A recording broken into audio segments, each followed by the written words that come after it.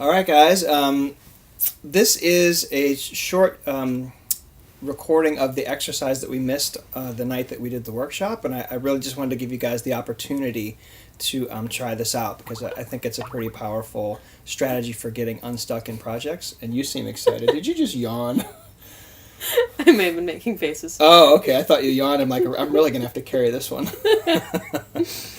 Actually, I can touch in with like this. I'm nervous. I'm nervous to be presenting this because everything I've done in this realm is about authentic relating stuff, and this is not. This is like a project planning strategy tip, and it feels like this is our first step into that area that's not what we consider to be our strength. So I feel some nervousness, and thank goodness I also feel some excitement because I really like what we're about to do. Yeah. So I'm going to share, I'd call it, I guess, a tip, that is one of my favorite ways to get unstuck if there's something that you're working on that you feel stuck on. And I'm going to use the term project, and I'm meaning it in a very general sense, like anything that's something you need to do a bunch of stuff to get done what needs to get done. A project could be put a man on the moon, or it could be plan my sister's birthday party. Right? Those just involve you having to do more than one thing. And so I'm going to walk Sarah through this exercise, and I will be the willing guinea pig. Willing guinea pig, and then we'll get some feedback from how, if anything, shifted for her. Yeah. So what I want you to do is just think of something you want to get done that fits inside of my definition of project that you feel stuck on. And then tell us, just give us a 1 or 2 sentence summary of what that thing is that you're stuck on.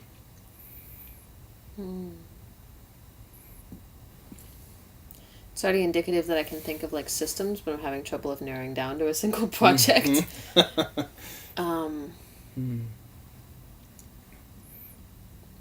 Well, this is an edgy one, but read the last video that we just made.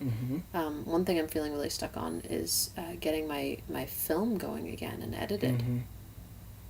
Right. And that's something you want, right? You want to... Want isn't the operative term, but feel an obligation to. Feel an obligation to. Okay, well that counts. I mean, it's something that you plan to get done, and you feel a sense of stuckness about it. Yes. Okay. So there's 2 pieces to this.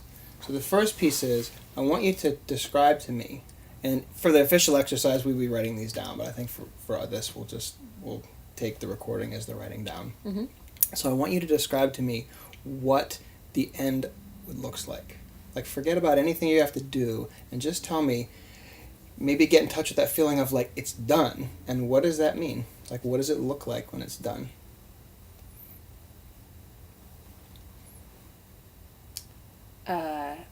It's some sort of, like, relatively cohesive and organized film that incorporates like footage, at least a little bit of footage from most of the places that we visited, and showcases what life in intentional community looks like. I like that last piece. That last piece feels more specific.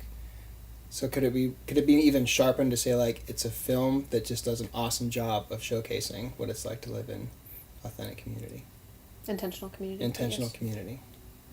And that's like the goal. When it's done, when you're like, that's what's sitting in front of you. Yeah. Yeah. It's funny because I haven't said that in a long time. I think I've been more focused on like the blocks than any excitement. Exactly. And I think that's one of the things that's so powerful about this first step is when you're stuck, that it's kind of like you think blue car, you see blue cars everywhere, so you start to get stuck, and the stuckness is just everywhere. And the refocusing is on like, oh, there is, my mind has the ability to imagine, to visualize that target. And that when you visualize that target, it begins to activate all these areas in your brain that are going to be able to help you fill in the blanks. Okay, cool. Step 1 done. So step 2 is almost like the opposite of that. Like, now you're more in touch with where the end is. And so now I want you to get in touch with what is the very next action you can take that moves the ball. And I want to give an example here. Like, an action means that it's an actual, physical, doable action in the real world. For example, let's suppose you're going to plan your sister's birthday party, and you're going to write a list of what to do, and you write mom on the list because there's some things you have to do related to communicating with mom. Mom is not an action, right? It doesn't. That's not an actual doable thing. Call mom to talk about the exact date we're going to do the party. That's a doable action, right? And that's the kind of specificity I want. I want you to feel like when you say it, I want you to feel like, wow, I could go out now and actually do this thing. Yeah. So what is the very next thing that you could do to begin to move towards that target that you just talked about? Call my editor. Call your editor. Okay, so that's an action, but it's a bit ambiguous about what, hi, it's nice weather we're having. Like, can you be more, can you really target, like, what would you call your editor about? I would call her and apologize for being out of touch for so long, and ask if she would be willing to take more executive control in the project. Like, basically, if I just left it in her hands to her creative direction, would she be able to take it? Would she need more money than the amount we have to do that job? Or would she need somebody else to help, if, like, just have power over making it happen? Right. Okay, cool. So that might be enough. But I want it to have, let's just explore it a little bit, I guess, and see if there's something even more doable and specific you can get. So there was a piece in there, like, some of it sounds like there's some repair that needs to be done, or like at least a reconnection. Probably, yeah. And then there was another piece that was like strategizing. About how can you fit back into this so that things will move forward. Now, those seem like two separate things. They could be handled in the same call, but I mean, like, does one precede the other? If we're going to be laser focused. Probably the repair, and that's the bit that scares me. Right. So that puts you. So, and this is one of the things that also another powerful things about this technique is when you get down to the actual doable action, if there's something that's really, you get very clear about the thing that's stopping you. Sometimes if there's blocks and you're not focused in on that specific next action, everything feels kind of hazy. But when you get right down to like, oh, this is the actual thing I can do and I know I can do it, then whatever's blocking you will become very clear. Right. So you're scared to do it. Yeah. And so there's a piece where there might be things, this will either do one of two things. Either you'll find the next action and it'll be like, oh great, I can just do it.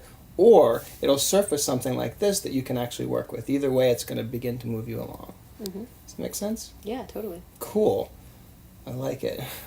So I get that that's a scary thing, but like if you just said as the next action, like I'm going to call my editor and I'm going to repair the relationship. Do whatever it takes to repair the relationship. Like, does that feel like the next thing? Yes. Yeah. And it seems simple and doable to you. As long maybe as I don't scary. put it on off, yes. Yeah, yes. It may be scary, but simple and doable. Yes. Right? And clear. Cool. So what I want to know is, what's it like now when you feel into that project, having done this, having gotten connected with the outcome again and having gotten connected with the very next thing you can do? How's that project seem to you now? What's the sense of stuckness maybe? A little less so. Mm-hmm. More clarity around, like, especially where the block is and how I'm scared to be seen. And that has me more willing to, like, move forward, because it's like, rather than, like, trying to ignore this huge, like, thing in my chest and just, like, burp to logistics. I'm like, oh yeah, there's a next thing that's, like, really fucking scary, and that's why this isn't getting moved forward. Exactly. And if I'm with that thing, then Yeah. I just feel more in myself. Right.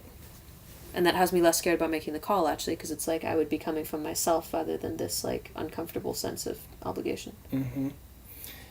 Yeah, I love that. Mm-hmm. And I want to illustrate this too, or just call attention to this. Like, we worked this out in conversation, but if you were to just have had this process at hand and work it out in your head, this might have taken just a few minutes, right? To just, like, pause, get clear on the goal, and then get clear on the next action and feel the fear and, like, okay, now I'm there. Like, now I understand exactly what needs to be done, and if there's something I need to do about the fear, I can do it. Mm-hmm. And you could have been, you can be stuck for months, but it can literally take a minute or two with the right focus to unstick yourself when you're stuck. Yep. Yeah, I dig that. This was cool to do it, like, not knowing. I'm glad we didn't, like, rehearse anything. But it felt a little edgier, and I actually liked the outcome. Like, I liked seeing the real shift in you before and after. It kind of illustrates the power of it. And I think the last thing I want to say is, like, I like the idea of defining the project as very loosely, like I did. Like, you can apply this particular strategy to so many things in your life. I would say almost anywhere you feel this haziness or stuckness and you haven't figured out how to unstick yourself, this is a great thing to try to get unstuck. And it's going to probably result in one of two things. It's either going to be like, oh yeah, right, this is the next thing I have to do, and you just do it, or it's going to really make clear why you're stuck, and that's probably going to be more of an emotional thing that you might need to work with. Yeah, absolutely. And then, like, one of the things you can do on that end is work with your accountability buddy, or even go to a circling lab. Accountability, excuse me. Work with your accountability buddy and ask them to help, keep you accountable to... Oh, that actually was pronounced correctly, damn it. Okay. Accountable to getting your next step done. Like, even if, like, I've asked Chad in the past, like, hey, I've got these 2 hours today that I'm going to work on this thing that needs to get done by tonight. Will you text me, like, every half hour and ask me if I'm doing the thing? That's right, and it helped. I remember that. Oh, hell yeah. I actually got it done. I was amazed. Right. So I have a question for you. Yeah. Did this, having, like imagining I'm your accountability buddy, did it help in this way? Like, compared to you working it out in your head, did it help to have me here on the other side? Yeah, I'm sensing there's a way there was. Like, there was a couple moments where I was like, ooh, that's not quite clear. Can we try again? And I, like, kind of dialed you in a little more. Yeah, and just the act of saying it to somebody else, I think, feels important to me. Like, I've got, like, almost like a level of commitment now. Right. If I'm talking it through that I wouldn't have if I put it on paper. Woohoo. Like, this has been on my to-do list for, 9 months. Yeah. So I would love for you guys to try this. Like I said, it was we had it planned for the workshop, and we were doing other awesome things, and ran out of time. So I definitely encourage you to try it. It's actually a kind of a reduced piece of a larger version. There's a larger version of this that I really want to introduce to you guys, but I'd love for you to try this piece first and just see how it feels to get in touch with something you're stuck with, to go through this very simple process and see what it's like on the other side. And then, of course, post stuff to the Facebook group about how it was. Yep. Ciao. Bye-bye.